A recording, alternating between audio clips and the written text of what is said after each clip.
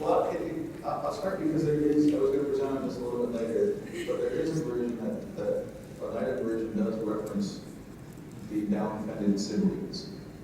And what I've learned, and I've asked a couple questions here and there, what down-fended means, and because it's used across the geotechnical parts, what down-fended means is that they are separated from everybody in the community because they have a special future in front of them. But they are isolated, and only one person in the community comes and takes care of them, brings them food. And this is where their isolation is because they play a pivotal role that is going to establish a future. It's a male and a female sibling, and the female sibling becomes with child, and they don't know how this has happened. So they're really questioning the male sibling. He doesn't say anything, but because of this constant tension, he begins to be ill. And before this, nobody had known sickness or death in this world. They look very much like we do. They live in long houses. They're connected by family, but they're not like humans. And so he brings the caretaker and he says, "This is what's going to happen. My life is growing short. My power is growing dim. I can feel it." And he goes, "You're going to feel something you've never felt before. He goes, you're going to feel this wetness on your face." He goes, "It's okay." He goes, "You're supposed to feel that. And here's what I want you to do once my breath stops. My breath is going to stop. It's going to stop soon. Here's what I need you to do with me. You need to put me up in a high place and keep me there." And so his wishes are abided by. And shortly thereafter, his sister gives birth to a daughter, who then begins to grow rapidly. She grows over the course of a few days to the point where she's a young woman, or becoming a young girl, and she becomes very upset. She becomes inconsolable. She starts crying, and nobody can console her. Not her mother, not the other woman that helps take care of her. And so she goes, somebody suggests that she goes up to visit this first one that has passed. And so she goes up there and she immediately becomes calm. And they hear her carry on a conversation the entire time. And she comes back down and she's fine again. And a little while passes, and all of a sudden she becomes inconsolable again. So we take her back to the tree. And she climbs up, and she once again calms down. And this happens a few times. And finally, as she grows a little bit older, she realizes that she must now take this journey. What nobody else in the community had been hearing was that she was conversing with the first person that had passed in this world. And he was telling her all these things that was to come. He was telling her what she was going to do and how she was going to do it, and the things that were going to happen in her journey through life. And so she is instructed to go meet this other leader in another community that has this tree that gives off the light of the world in the sky world.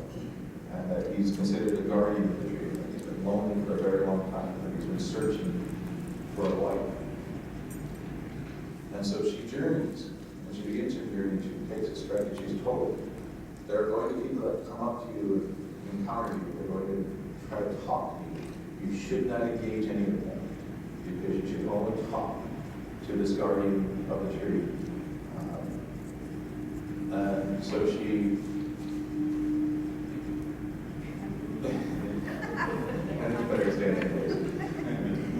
she begins this journey, but she is told that she's going to come to this fast-moving river. And she's told how to get across it. But she is told that she should reach this, she should leave before the sun starts to come up sun sets is when she should reach this river. She should spend the night there and then begin the journey the next day to continue the other path to the guardian of the tree's longhouse. But she reaches it before the sun hits the highest point in the sky. So she gets unsure of herself. So she comes back and counsels with that person in the tree. And he says, no, this is just, again, how powerful you are. So you should continue.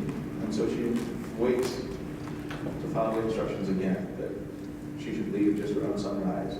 And this time, within one day, she makes it all the way to the guardian of the tree's longhouse.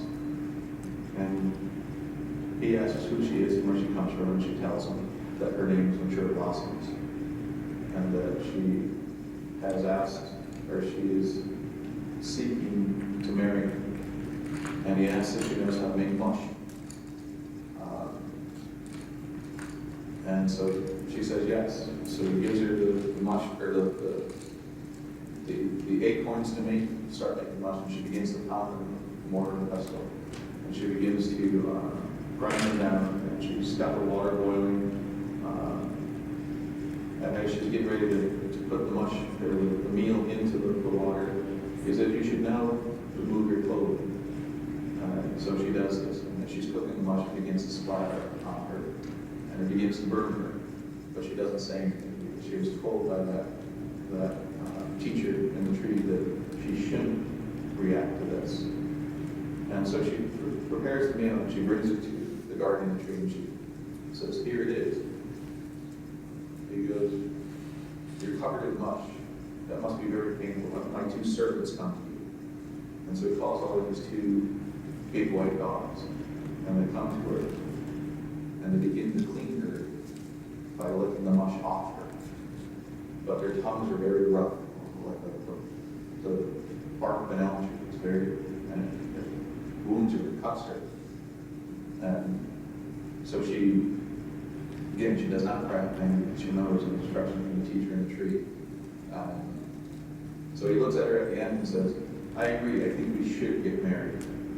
And this is what you're to do. You're to go back to your community. You need to take this burden back with you, because I'm going to give you venison to take back to your people.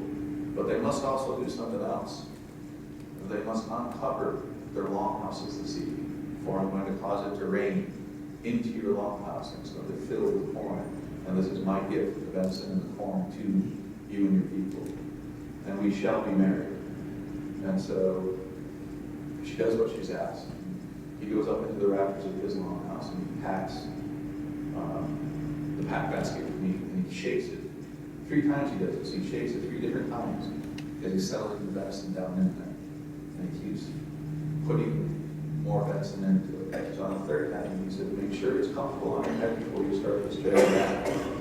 He goes, because you won't be able to remove it until you get back to your people. And he goes, you must remember to follow the instructions I've given you, that they're to uncover their longhouses for the rain of corn that's coming tonight. And so she begins this journey backwards to her family, to her mother.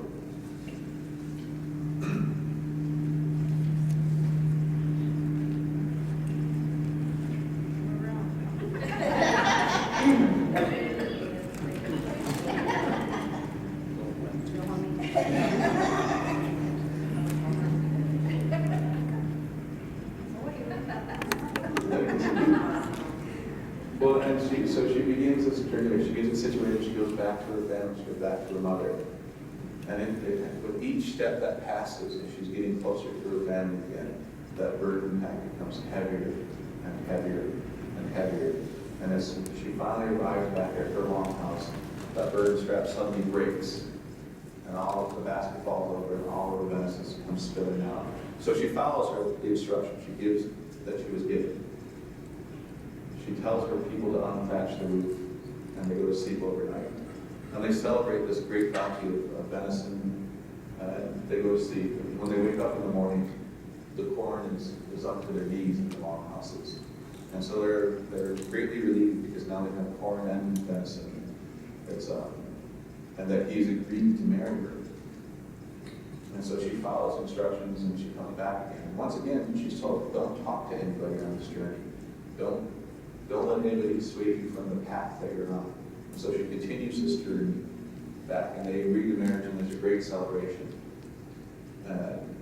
Some more time passes, but now the guardian of the tree has a wife. And they begin to sleep across the fire from one another in the evening. Some people say that only the soles of their feet touch. But every morning before they wake, they greet each other, and their breath would coat. And after a while of their breath holding, her life changes. And so she's unsure what to do about this. So she once again journeys home to her mother. And it is now where she realizes that she's becoming this child. She's going to have a daughter.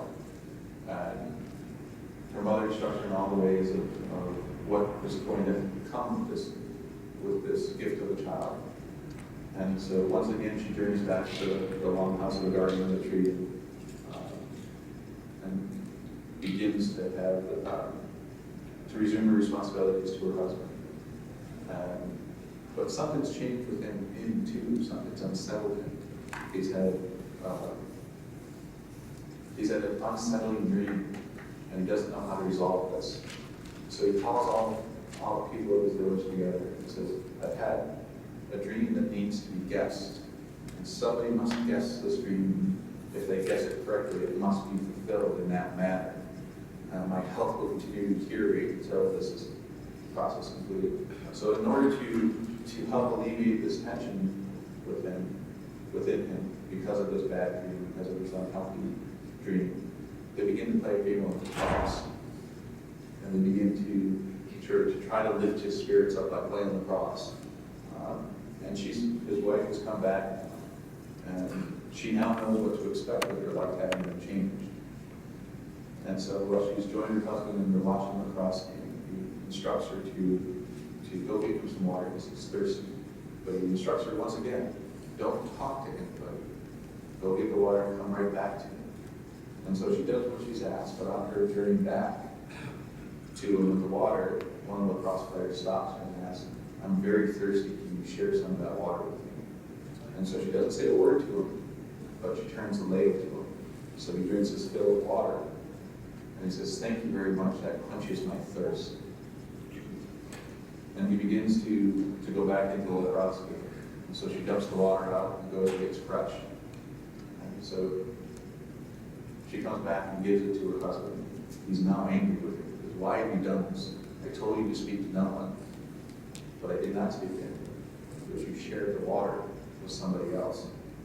And so now something's wrong here. Something's not right anymore. He goes, you must go back to your mother's own house and wait until she comes back and tells you what to do. So she begins this trek back to her family again. And her mother, upon seeing her, says, this is right. I should have negotiated some of this in the future. So her mother comes back, and it's a long period of time passes. We don't know how much time passes. And she instructs, there's a framework negotiated that the daughter is to return to the guardian of the tree. But his dream is still unguessed, so they're still playing him a cross game back here around in his community.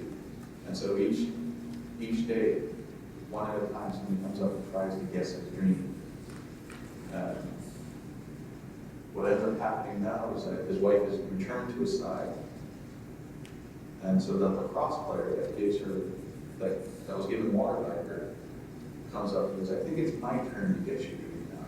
He looks at the guardian of the tree and says, I have this dream, you've had this dream that this tree that you guard, that gives off all the light of the sky world, needs to be uprooted. And you're going to lay down by the side of that hole with your head in your wife's lap. And he goes, you're both going to peer into that hole. And he goes, and then your mind will be restored. And the guardian of the tree says, aha, you guessed my dream. Now it is your responsibility to fulfill it. So the lacrosse player goes and gathers all the rest of the community and they begin the hard task of uprooting this tree, which has very big roots. And as a consequence, it leaves a very big hole in the forest out of it, one that you can see through. And there's this, they look below and there's this kind of bluish green color. And they realize it's a water-covered world. And so they carry him out on his mat to the side of the hole. he asked that his feet, or that his wife come over and place her feet over the hole and hold his head in accordance with the dream. So she does this. And he tells her, go ahead and look at the hole now, tell me what you see. And so she does, and she's a little afraid, she doesn't like this hole. He goes, no, look further in the hole, you need to look way down. And so the only way she can do this is to kind of place her hands on the other side of the hole and kind of peer down. He says, what do you see? She goes, it's a water-covered world. And that's when he grabs her by the neck and shoves her through. He goes, good, my dream is now fulfilled. Put the tree back up again. But this doesn't replace it. The tree still continues to lose light. And so she begins to fall. And now the crossfire has now come to below the world, the sky world. He's kind of resting somewhere in between the floor of the sky world and our world. And he sees this happen, and he feels responsible. So he brings her gifts. He brings her a mortar pestle. He brings her the ear of corn, and he brings her a beaver's tail. He says, these will help you in that world that you're going to. He says, but be forewarned. I can only accompany you so far on this journey, because then I have to turn around and come back to this world again. And I'll wait here for some time until I hear from somebody in your family here in the future. And so she begins to fall, but because of that burst of light in the sky world, all of the creatures begin to look up. And the loon is the first one to notice, but he's looking down, so he thinks that she's floating up underneath the water. And it's one of the others that inhabit this world that begins to look up and say, no, she's fallen. We must figure out how to help this woman. She brought to us the light that has lighted up this world. So they dispatch all the waterfowl. They said, oh, you must go get her. And they tell the loon, you must cry out so we know how far away she is and how much time we have to prepare for the coming of the woman that brings the light that's fallen from the sky. And they begin to counsel with one another in this water-covered world, because they know she's not suited for this world. Right? She needs soil to walk on, soil to grow things in, soil to exist. But there is none of that here because it's a water-covered world. So the different animals or different inhabitants of this world begin to say, I'll volunteer to hold her back. And of course, one of the first ones is the bear girl. You're foolish, you can't do this, you're not big enough and you're always hungry. So you can't, and the largemouth bass then volunteers. And they say, no, you're absent-minded, you'll forget everything. And you'll forget that you're bearing the weight of the world on your back. And so the beaver says, I'll volunteer. And they agree that this might be a good choice. And so then all of the creatures of this world climb on his back, but immediately it's too heavy for him. He begins to sink. He cries out, it's too heavy for me, I can't do this. And so they're really stuck. The muskrat volunteers to try to do this. And he can't do it either. He's too little. And so Ron said, there's that guy with the big shell over there, the turtle. Why don't we ask him to do this? And the turtle comes over and counsels with them. And he said, okay, I'll think about it. But we need to see if you can hold the weight of the world on your back so far. So they all climb on and begin to, they notice something. He sinks a little bit into the water, but he doesn't sink very far. And they ask, well, how are you? The turtle says, I think I can do this. This might be okay. And so they agree and counsel together that perhaps it's best that turtle try to support her on his back. But they still don't know what they're going to do because she needs that mud, that soil from beneath the surface of the water. And it's been a long time since they don't care to try to loon anymore. And so as that begins to pass, somebody tears painfully, the loon begins to cry again. And so they now know it's time to really think about where to get this mud from. And somebody says, well, maybe we should dive and see this beneath the water. And so the first one that volunteers is the beaver. And he's gone a very long time, but nobody knows where he is. And suddenly he kind of pops up to the surface. And they go and check him out. He has no soil or mud in his paws. And his breath has ceased. He's no longer alive. And I said, well, that was not gonna work. So another one volunteers.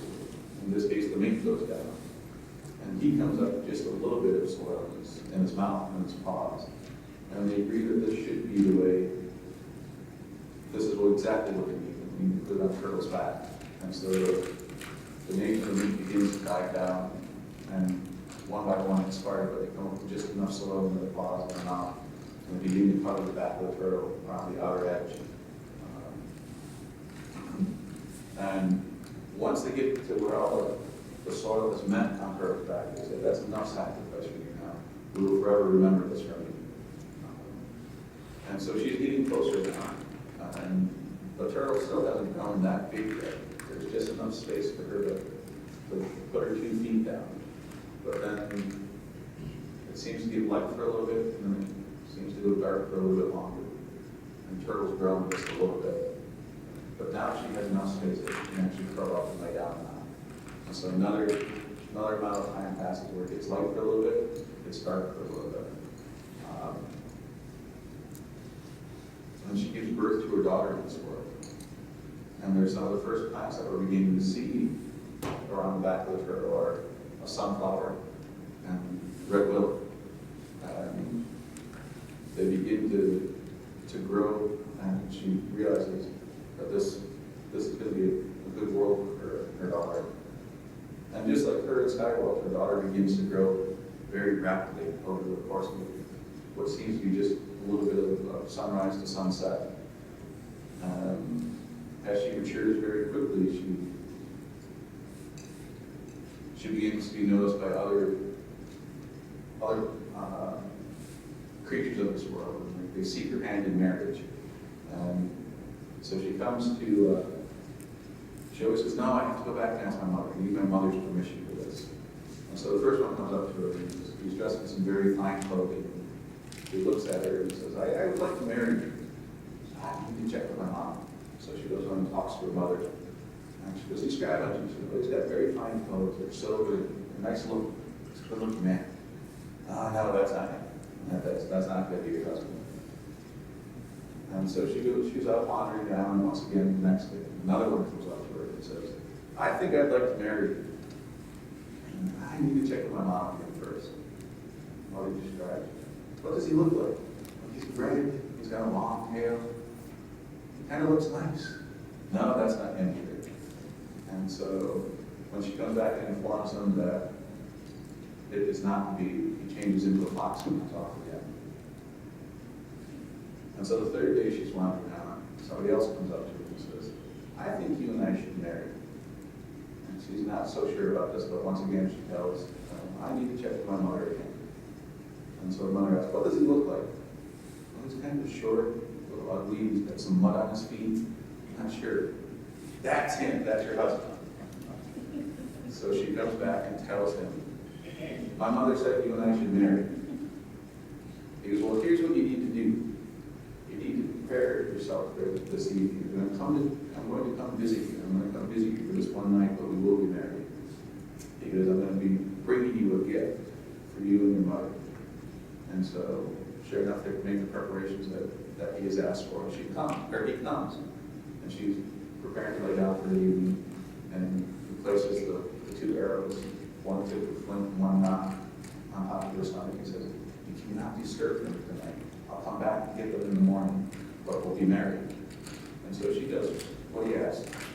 He lays the arrows across her stomach. Night passes, he comes back the next morning, and he gathers the arrow up and he goes, thank you, and walks out the door. And he begins to, and so suddenly she realizes her life has changed this time. She can hear 2 voices in it, and they start to have a conversation. And her mother knows that her life has changed and that she's going to have children. And so she can hear this kind of constant back and forth talk between the 2 brothers in her stomach. She can hear them arguing, beginning to argue about which way to be born. The one says, I can see a light up here. I think I want to come out up here. It's a shorter route from here to there. And the other says, no, you have to go the way the humans that are going to be born are coming to be born. You have to go this way. And so she could hear this whole conversation going on inside her.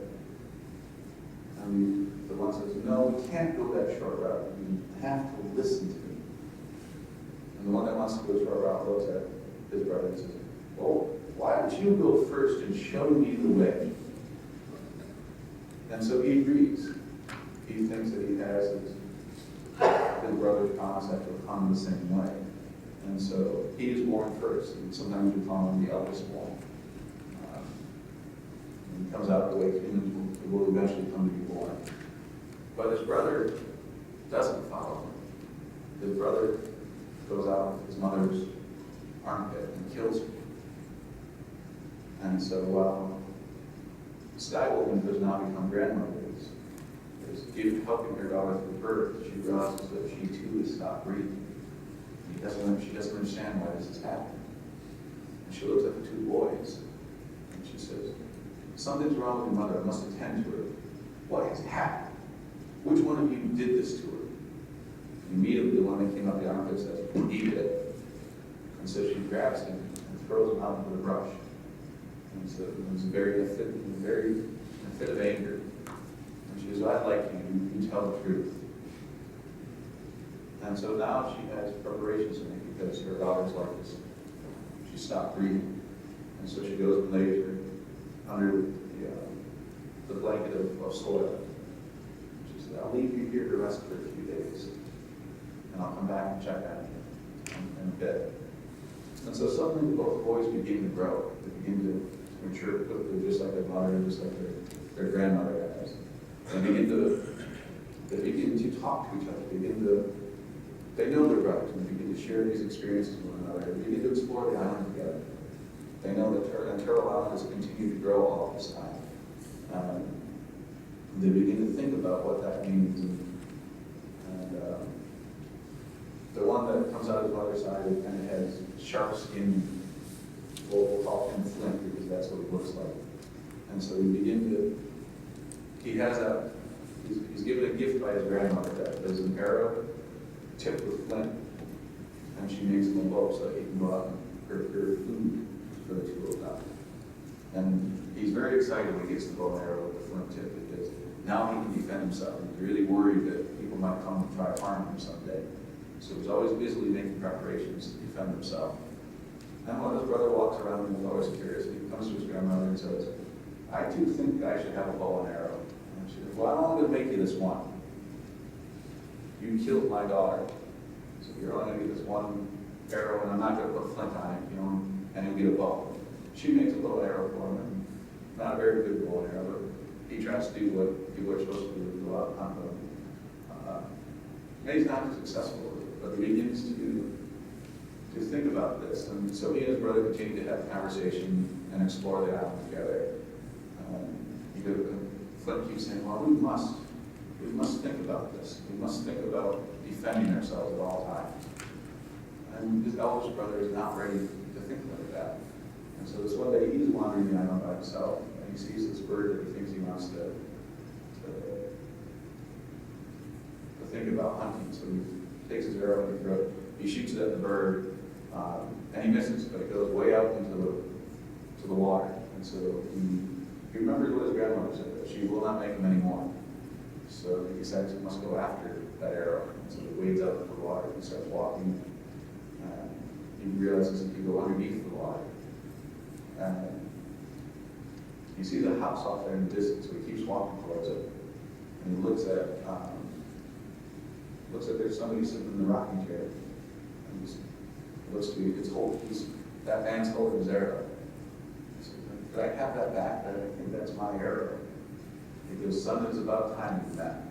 He goes, I am your father. He goes, I caused that thing to happen when the arrow came down here. It's time you and I should meet. He goes, I've watched for a long time. He goes, I've watched how your grandmother has treated you. I've watched how your brother treats you. And it is not right that you are good to keep being as kind to them as you are. Because you have a special thing to do in this world. Because you're going to have the ability to create things. And he goes, you should create these things. But he goes, you have to be careful. Because your grandmother and your brother are going to work against you. They're going to be jealous of some of these things you create. Because you need to prepare this earth for those humans that are coming here to dwell at some point. And so you need to think about what they're going to need to survive this world. And the eldest born begins to agree that this might be his future. He's been thinking about this for a while. And so he begins to go back and explores it out and continue to explore it. One of the first things he realizes he should do now that he has this idea that he might be able to create it is he scoops up some of the earth and he breathes into it.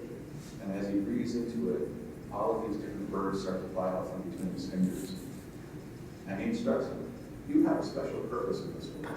One of the things that you must do every morning is greet the sun as he starts to rise over the horizon. You must think about this and you must follow these instructions. And he goes, it will be a good way to wake up those humans that are coming here to dwell. When the sun starts to rise and you sing, they're going to know it's time to get up. And they're going to know it's time to start doing work for the day. And so he starts to fashion other creatures of this world that we now know. Things like a deer and a bear. And some of you are your moose. And so when we think about this, that's what he's beginning to do. And he goes back and checks on his brother and his grandmother to see if they're doing okay. And he discovers something, that his grandmother has had an ear of corn this whole time. Now she's been holding this, she's been cooking up just enough for her and his brother to eat, but not giving him any. And so he goes back and visits with his father and he says, what should I do in this case? He goes, it's not right that they don't share food with you, because food is meant to be shared. He goes, so here, take this. He goes, you're going to plant some of this. And he goes, at a certain point, you're going to keep some of it for seed over here, and you're going to have some of it that you can eat now. And he goes, but figure out how you want to do that. He goes, share it. He goes, you should be always sharing your food with everybody. And so he goes, and he does exactly what his father instructs him to do. And sure enough, we can see a lot of fun. He decides that for the first time he's going to roast and see what that tastes like. So he's roasting over the open flame and it begins to give up this magnificent aroma. And his brother smells the air and says, that smells wonderful. So does his grandmother. What is that you're making? Because this is the food that I'm going to feed the humans that are coming here to dwell someday. Because they're going to exist on this. And he my goodness, I'm hungry. Can I have some of that? She pulls off a kernel and gives it to her. She goes, don't be so stingy. I'm hungry, I said. Give me more than that. He goes, no, it should be the case that all you need to eat is one kernel and you should feel full. And you'll be grateful that you feel full that way. And this is the way it's going to be for those humans that are going to do well. She's noticed that different creatures are, what are those things running around out there? Because those are things that are created in this world. When they get populated enough, they're going to feed the humans too that are coming here to dwell. They look like they make some good food. And he goes, well, you've been fed for the day. Come back tomorrow and give you another kernel. And so grandmother Flynn go back to their longhouse and the creator continues to create things. And Flynn comes home and says, you know, Grandma and I are hungry again. We want some of that food. You promised us yesterday. It's a new day now. He goes, all right, I'll send some to your house. Go back to your house. And so the creator calls a buffalo to him, a deer to him, a bear to him. And he says, these are your instructions. You're going to feed the people. In this case, my grandmother and brother.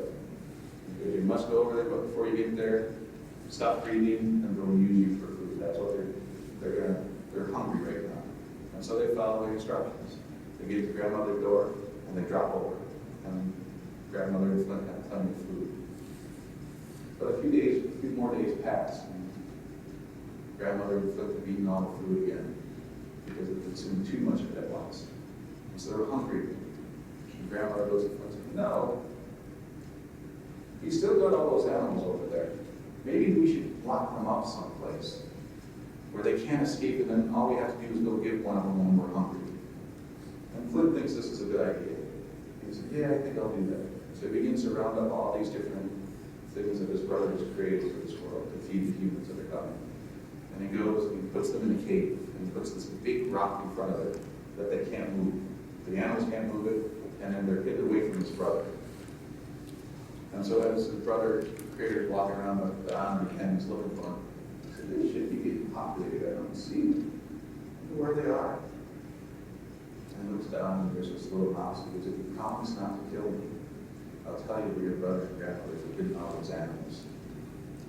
And so the mouse tells him, you see a mountain over there in the distance with a big rock in front of it. That's where we are.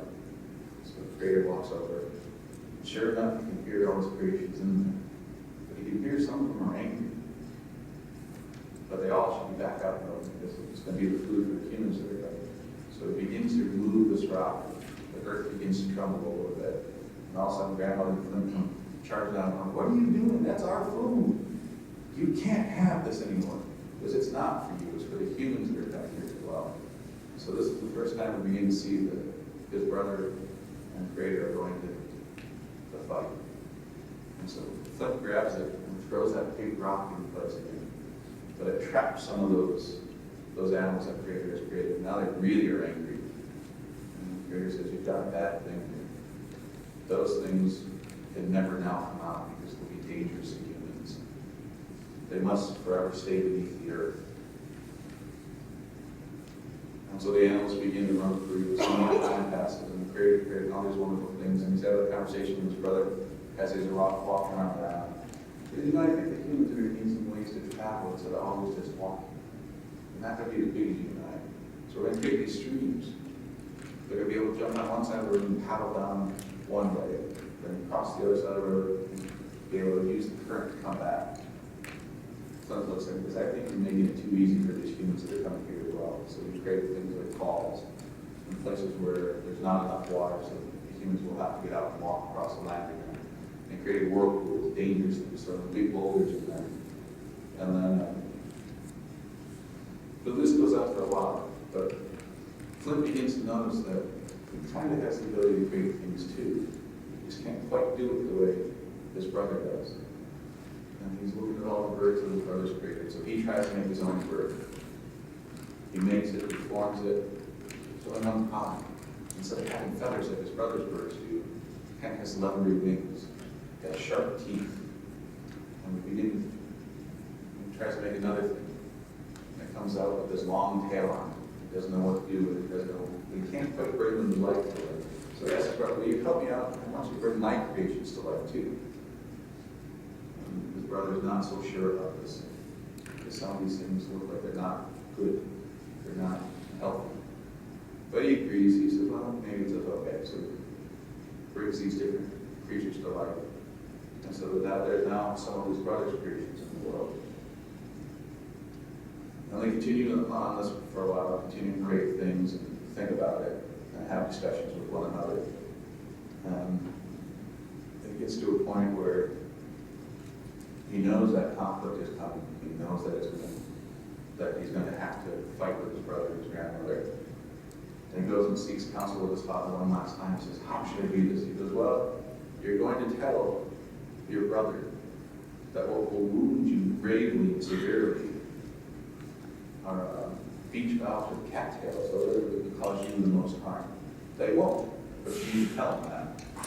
And he says, but what will cause him harm? He goes, well, you know the deer now that you let run around have been dropping their antlers in the springtime. Because you need to gather those up and tie them up in the trees, because when this fight happens, that's what you're going to use against your brother. Because you also need to ask him for the flint that exists within inside him, but he has to give it to you voluntarily. He's going to ask you to break it off for him. You can't do it. You can hold it, but he has to break it off for himself to give as a gift to you. And you can give him some corn in return for it. He'll be happy about it. And so these events come out the way it was supposed to, the way his father talks about them. And then one night they're eating, and the creator realizes it's time for this process to happen. And so he builds the fire very, very hot, and it makes his brother very uncomfortable. So his brother becomes enraged. Flint becomes enraged, goes out and grabs these beach fowls and cattails and begins to hit the creator with them. It doesn't harm him. He doesn't know what's going on, so he goes out and grabs more and begins to try to harm him. And meanwhile, his brother's throwing deer rather than flint at him, and it's beginning to take an effect on him. And so then some more of this, it really shakes the foundation of the earth. Winds begin, they keep throwing each other, and earth gets pushed up, forming these kind of high things that we today know as mountains. And so he finally defeats his brother. And it seems peaceful for a little bit. And he begins to keep walking the earth and thinking about this process. But his grandmother is now upset because she's lost her grandson, who she considers like a son to her. And so she wants to take vengeance for this. And so she challenges her other grandson to a great gamble.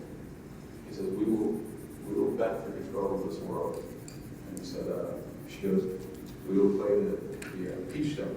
She goes, where all you have to get all this one way in order to win, and I have to get it the other way to win. And we'll all do this once. Whoever wins gets control of this earth. And so Creator says, okay, I'll agree to this game. But you're going to use your peach stones, and I'm going to use mine. We won't use each other's. And so Grandma takes her turn, she throws it, she doesn't, comes down and doesn't score anything. So Creator takes his turn, he calls 6 chickadees. So they need to borrow it, they need to do this really, really high. And they come down, it's the perfect score, so it wins the game in one swoop. So that's the reason we have that he controls this earth. And he begins to think about this and what this means, and he realizes it's now time to start to create humans. And he's beginning to think about this and how to do it. And so he begins to mold them. He gives each human a little bit of his breath, a little bit of his brain to think, a little bit of his blood to live life. And he begins to instruct them that they're to go out and populate the world. And they're to go out and always remember one thing at the end of every day and the beginning of every day. They're to give thanks and greetings and acknowledge everything in this world because he put it here specifically for them. Because that's their own instruction. And so they do anything that they do, he said. And if one of these is starting to come down to the time where he knows his time on this earth is complete. And he's walking around this one last time. And he begins to look. And he encounters this other person. We'll call him the face. And he encounters the face and he says, what are you doing here? He goes, well, this is my creation. I created all of this here. He goes, you did? No, I created all of this here. Face, no, I created this. He goes, okay, let's have a test here to see who created this world. And the face agrees to it. And he says, what shall we do? Because we're both going to turn around, turn our backs and face the same way, and we're going to call that mountain there off in the distance to us. He was the one that moves it the most, the furthest, is truly who created this world. So they agree to it and they turn around, and the face first calls the mountain. It's his turn. And there's a great rumbling, there's a great shaking of the earth, but it only moves a little ways. And so they turn around and look at the distance again. And the Creator looks at him and says, okay, it's now my turn to call that mountain. He goes, but you need to stay looking ahead with me. Don't turn around until I tell you to turn around, and we'll see who called the mountain the furthest. And so now there's this loud, great rumbling. And sure enough, the face can't. Curiosity did the best of it. So he turns around and smacks his face right into the side of the mountain, breaks his nose. And so that's part of the reason we call him all broken nose today. And he says, you truly are the creator of this earth. This is your creation. He goes, but I've sowed my essence around this world. He goes, and those humans that are coming here to dwell, they can get sick by it. But because I did it, I can fix it. And he said, okay. He goes, what do you want in return for? He goes, they must do a few things. They must always offer me cornmeal and tobacco. They must call me grandfather. And they must make a mask that looks like my face. And so the Creator thinks that this is a good thing. And this is how we deal with sickness that was left by our face.